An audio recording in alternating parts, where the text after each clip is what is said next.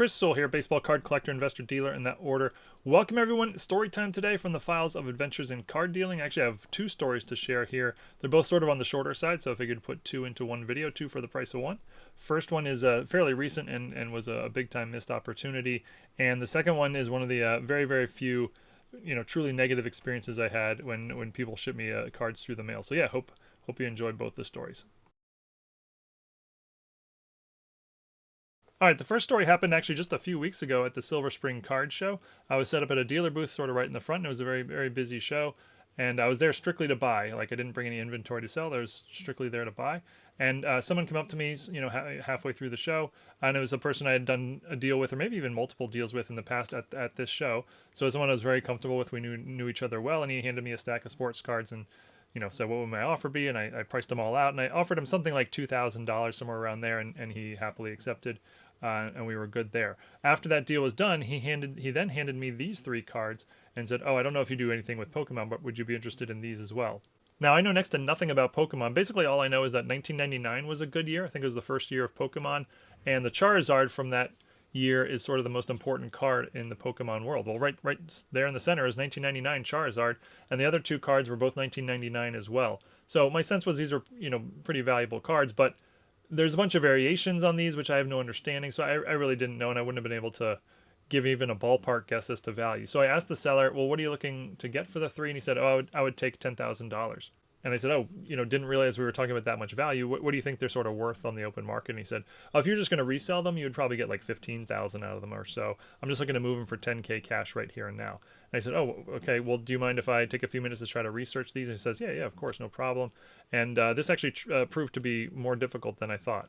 The first problem is that I actually don't know how to look up Pokemon efficiently and effectively. I mean, I can check eBay like anybody, but I don't know the card ladder equivalent or the vintagecardprices.com equivalent for Pokemon cards. So I was trying to sort of figure that out in the moment, but I was sort of having trouble. The other problem was that again, I was the variations were very confusing to me. This Charizard was the base first edition, but it had a thick stamp variation, and I didn't know if that was important or not.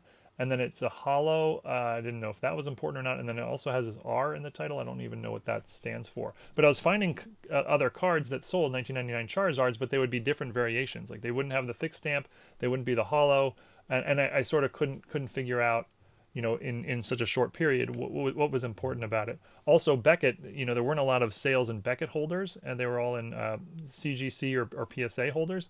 So that also made the comps tricky. Like, if I find a PSA 8 sale, should I discount it a little bit or a lot or not at all? Or maybe Beckett's worth more than PSA in the Pokemon world. I didn't know any of these things. So I was having sort of difficulty in a really crunch time, figuring out the value of these three cards. A small line starts to form at my booth, other people looking to sell me collections, and I've now been with this seller for a while now, and I say to him, hey, can you give me like 30 minutes or so here? I got to deal with some other customers, but I don't want to lose this opportunity, but I do need to do my due diligence on it. Can you give me like 30 minutes for me to research the cards? And he said, yeah, no problem. Again, this is somebody we've done a few deals with now at this point. So he actually leaves the cards with me and walks away. And what I do is I take pictures of the threes, the three pictures you see, and I texted it to three friends of mine, all of whom have more knowledge in the Pokemon world than me, and I asked all three of them, hey, what would you consider the market value of these three cards to be? And then I sort of put it away and started dealing with some of the other customers. So maybe 20 minutes or so go by, and I still haven't heard back from anyone, and the seller comes back to the table, and he says, hey, have you made a decision? And I say, oh, no, I'm still researching it. The booth's been very busy. And he says, well, I'd like to take the cards and go show them to this other dealer. I mentioned it to another dealer, and he seemed really, really interested, so I'd like to take him and go show him. And I said, oh, so you would take 10,000, cash right now? And he said, yeah, if you want to give me 10,000 cash right now, they're yours. Otherwise, I'd like to take them to this other dealer. And I was sort of, put on the spot. He wasn't doing anything wrong, but I sort of had to make a split-second decision on whether I wanted to buy these three cards for $10,000 cash. And the seller, like I said, we had done a few deals at this point. He came off as very trustworthy. I had no reason not to trust him. He seemed on the up and up, but I didn't really want to be making a $10,000 mistake on items I'm not that familiar with or not an expert on. So I decided in the moment to pass. We exchanged numbers, and I said, hey, I'll text you as soon as I finish researching, and if they're still available, I'll we can do a deal. And he said, cool.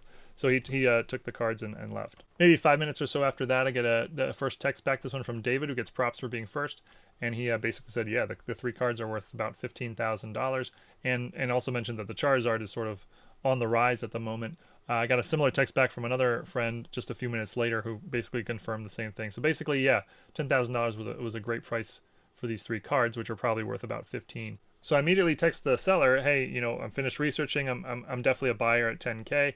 If you haven't sold the cards yet, but he actually doesn't respond right away. Maybe 30 minutes or so go by, and then he finally texted me back and said, hey, sorry, I just saw your text now. I was in the middle of the deal with this other dealer, and he ended up buying them, so they're no longer available.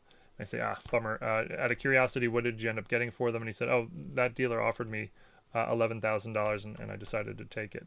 So clearly a missed opportunity there. I was sort of thinking about it. In the moment, I don't really know that I could have done anything differently. But the big picture mistake is not knowing how to look up Pokemon cards effectively and efficiently. That is not a mistake I will be making again. All right, the second story happened a few years ago, and as I've mentioned before on the channel, a nice piece of my business today is that people will sometimes ship me their cards through the mail, cards they're looking to sell. I'll receive the package, go through the cards, and make an offer on it, and they can either accept, in which case I pay them right away, or they can pass, in which case I ship the cards back. And I would say roughly 95% of people accept my offers, or there'll be like a small back and forth, and we'll work it out. Whereas maybe 5% of people want to pass, and I just ship the cards back. And when somebody passes, it's not a big deal. We're both just out a little bit of money for shipping. But as I mentioned in a previous video, I can think of 2 times ever where something really annoying or bad happened with this process. So wanted to share one of them here. So this was 2022, and somebody reached out to me via email and said they had a collection they're looking to sell, and it was somebody I didn't know. So whenever I'm dealing with somebody I've never done a deal with or I don't know in any way, I got to do a little bit of vetting to make sure that this is worthwhile for both parties. So I said, hey, can you send me some pictures of some of your more valuable cards just to make sure that there's enough value? It's worth sending me a package. And he did. He sent me pictures, and it was something like there was roughly 25 cards that had a total value of like $300. And it was a lot of things like Griffey rookies and Roger Clemens rookies. I think a lot of like $10, $15, $20 cards. But yeah, about 25 of them, so a few $100s in value. Okay, that's enough to make it worth sending a package. I asked as a follow-up, do you have more than this? He said, yeah, this is just the tip of the iceberg. I have a lot more that I'd like to send you. And I said, okay, great. So I sent him my buy list, which is it's a list of what I buy, and it also gives prices. So it'll break down what I pay for various categories of cards. Now, it's a very general list, but it definitely gives a good baseline as to what to expect. And it has things like, what do I pay for 70s commons? What do I pay for common jerseys and autos? What do I pay for graded cards valued 100 and up, and this sort of thing. And yeah, again, it's just sort of a baseline, so you can kind of know what to expect. In the buy list, there's also a section of items that I do not buy. I don't pay anything for base commons, for example. I don't pay anything for autographs that are not certified, for example. I don't pay anything for used supplies or most memorabilia or magazines, things like this. So he looks over my buy list. He says it's fine, and then I send him shipping instructions, and he ships them out a few days later. And when he does, he emails me the tracking numbers, and he says, hey, here are the tracking numbers for the cards I've shipped. And I look over, and there's 5 tracking numbers, and I remember thinking to myself, like, 5 tracking? He shipped in 5 boxes? He only showed me 25 cards. I don't know why. I don't know how many cards he has, but I guess I didn't ask. But yeah, he shipped 5 boxes. Now, when I received the boxes, they weren't just like flat rate boxes or something like that. They were large boxes, and everything was shipped via UPS ground, and each box cost like $100 to ship. And each box probably had 20,000 cards in it. Like imagine 4 or 5,000 count boxes stacked on top and then put into a box. So he literally shipped me 100,000 cards after showing me a picture of 20 to 25 cards. And I was, by the time I was living in the Netherlands, and I was only in the States for short windows. So I was only in the States for like 10 days at a time. Well, 100,000 cards to go through properly is not a couple hours. That's a big project. But, okay, I receive the cards and I start going through them. And yeah, I do find the cards that he sent in the pictures and some other cards in sort of that category. But the vast majority of it is just commons, base commons. Mostly from the junk wax era, but a lot of 90s, 2000s, early 2010s maybe, but just commons across the board, things I don't buy. But I go through my standard process, which is every collection I get, I break into categories, take a picture of each category, email that to the seller, and then include a breakdown by category. So category A, I can pay this, category B, I can pay this, etc., and then get a total at the bottom. And this way the seller can get a sense for what, why I'm paying, why I'm offering what I'm offering. But in this case, category A was like 98,000 commons, and then the price I could pay was 0. And then there were some other categories, and the total that I could pay for the entire thing added up to something like $800. So I emailed this to the seller, and not surprisingly, he is not happy with this at all. Remember, he spent $500 to ship the cards to me, five packages at $100 each via UPS ground. And so we go back and forth a bit. We ultimately get on the phone and sort of talk it through.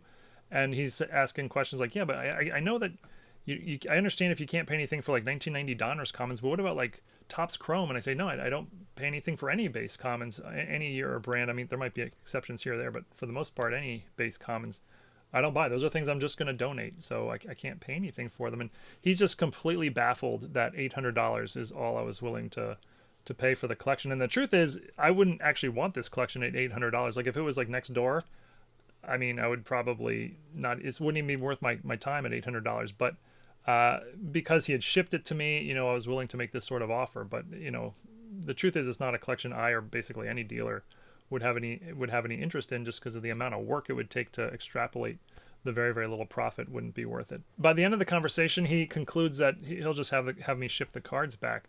And that's something I offer when somebody ships me their collection. If I make an offer on it and they pass, I will ship the cards back and I'll pay for the return shipping. In this case, I kind of tried to talk him out of it just because it was going to be expensive. So, and I told him, like, look, you're not going to do much better than this. I mean, you might be able to post it on Facebook and maybe someone will come give you 1,000 if you're lucky, or you could break it up and break all the cards up by team and maybe sell team lots on eBay, and you could maybe extrapolate a little bit more, but it's going to be a ton of time. So, I mean, $800 here is probably as good as you're going to do unless you want to put a whole lot of time into it. But he was actually a fairly nice guy. He just sort of didn't believe what I was saying. So ultimately, we agreed that I would ship the cards back. It took me a few hours to repackage up the cards, and I actually had to buy a couple new boxes because a few of the ones he had shipped them in had sort of ripped and were no longer usable. And so, yeah, I did that, and then I hauled 5, very heavy, large boxes to the post office and shipped them back, and yeah, it cost me, $500 or whatever it is. So this entire process cost me something like a day and a half of work and $500 shipping, and I got absolutely nothing out of it. After this experience, I actually added a note to my shipping instruction sheet, which says, if you are shipping multiple boxes or more than 5,000 total cards, please email me ahead of time to get approval, as I just want to sort of make sure that something like this doesn't happen again, where someone's shipping me 100,000. Now, I'm open to buying collections of 100,000 cards, but if someone's going to ship me that many cards and spend that much money on shipping, I would want to vet it a lot more, make sure that there's value there worthy of the cost and time for both parties involved here. But that's it. 2 adventures in card dealing stories, neither of which had really happy endings. But I hope everybody enjoyed. Eat your vegetables, and see you all again next time. Thanks, everyone.